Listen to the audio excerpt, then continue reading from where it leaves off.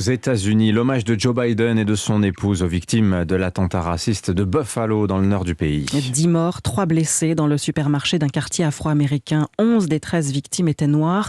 Une attaque qu'avait longuement prémédité l'assaillant Peyton Gendron, 18 ans, adepte de la thèse du grand remplacement. Le suprémacisme blanc, un poison pour le président américain, très ému hier, Alexis Guilleux. Oui, le président a d'abord commencé par énumérer le nom des victimes, 10 vies fauchées dans un supermarché un samedi après-midi. Celestine Chaney, 65 years old. Des mots de réconfort aux familles avant de dénoncer la haine qui mine l'Amérique et les attaques fréquentes contre les Juifs, les Hispaniques et les Afro-Américains. Ce qu'il s'est passé ici est clair. Du terrorisme intérieur. Le suprémacisme blanc est un poison. C'est assez. Ce venin, cette violence ne peuvent pas être l'histoire de notre époque.